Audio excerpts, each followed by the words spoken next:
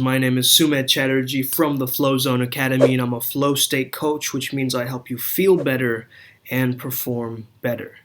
Today we're going to be talking about the phenomenon of microflow and macroflow. I don't got a micro anything, man. In between there's also mesoflow, okay?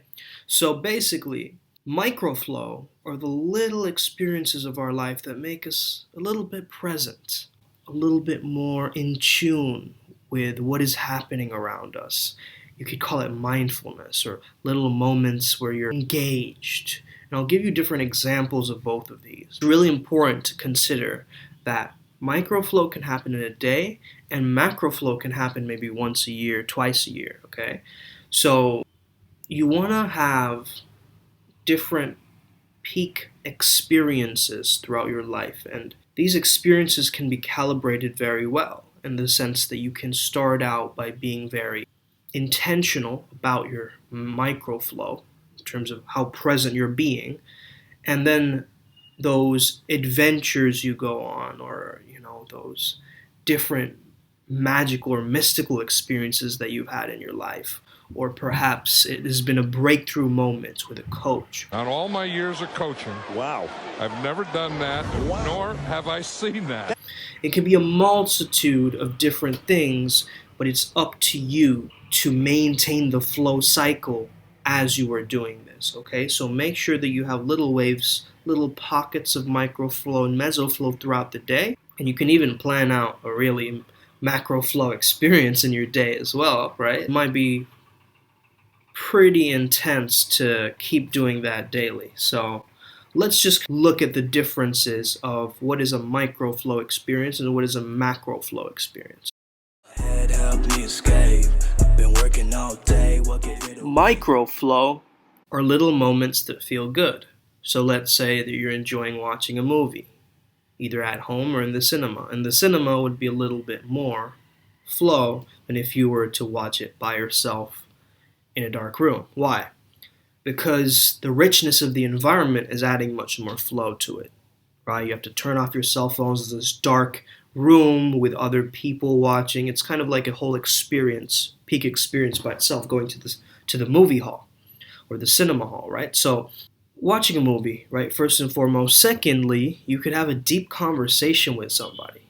You know when you lose track of time and you're having the most amazing conversation with either your friend on the phone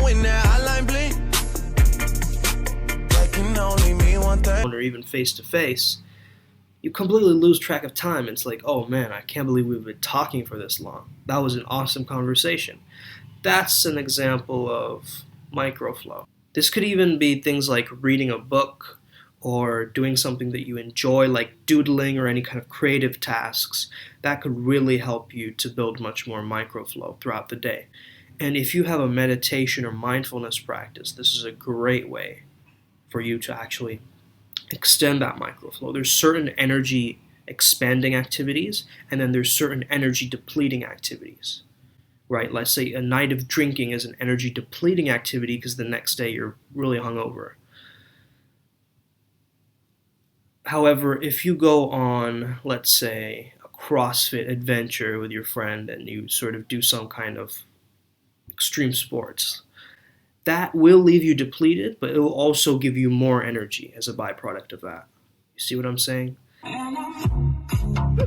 That metabolism that you gained through that time is going to give you even more energy next time. So it's kind of an energy expanding. So you want to really start to note, like, what are you doing that is energy depleting and what are you doing that's energy expansive or expanding? An energy depleting activity would be having a conversation with a friend that you don't really want to have, and like they're saying some kind of weird negative thing that is distracting you from you handing in your assignment on time.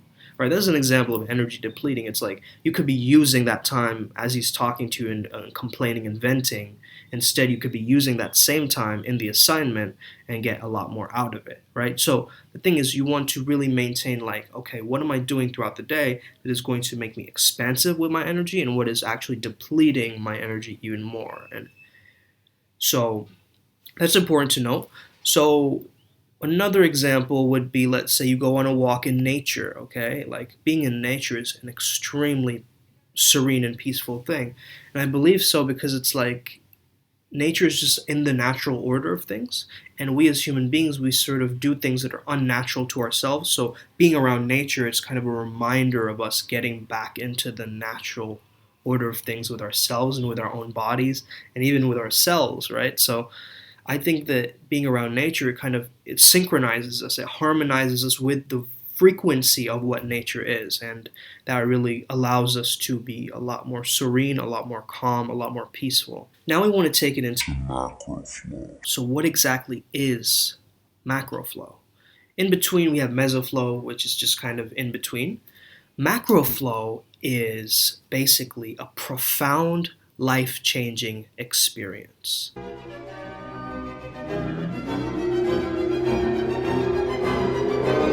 So let's say you travel somewhere in a new country.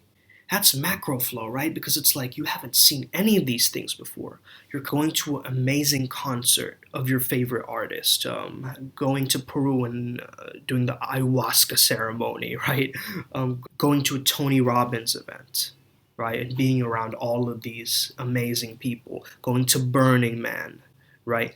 These kinds of events, they're very profound and ecstatic. They give you this peak experience, going somewhere transcendent while you're meditating, like being at the top of a mountain looking down at an amazing landscape or scenery, like it looks like almost like a movie or a screensaver, right? That's a macro flow. It's where somebody says, I love you, and they ask your hand in marriage, right? These are macro flow, right? These are macro flow because these peak experiences, these giant leaps, focus and cognition, and it's like you never forget it. It's there in the stamp of your memories. It's like in the highlight reel of your memories, right? It's so profound and powerful and life-changing that you remember it as if it was a pivot in your life or a transition point in your life. One of those moments that made you rethink everything, right? Maybe you met a certain individual in your life that made you rethink everything that you knew about reality. So in order for you to maintain macro flow, you have to allow yourself to go there. Okay? What a lot of us do is we don't allow ourselves. We either debate with ourselves, like, should I do it? Should I not do it? You still, at the same time, you want to allow yourself to go there. Because once you give yourself permission to have these breakthroughs, you're going to be having multiple breakthroughs. That's wild. Even guys can have multiple breakthroughs, okay? So basically, you want to be able to maintain such a vivid level of microflow that your macroflow gets skyrocketed much more easier. So it actually, if you think about it, microflow is like almost setting the trend. And so it's like keeping that release phase in that flow pockets, and that's kind of your natural state. So if you are living in a microflow lifestyle, right, you're maintaining these little pockets of flow. So one of the things to notice about the flow state is cherishing it. Okay, really cherishing the different states of macro flow, because once you cherish it, once you savor that moment, it is going to change the course of your life. All right. So I hope you have an amazing day. All right. May the flow be with you and stay legendary.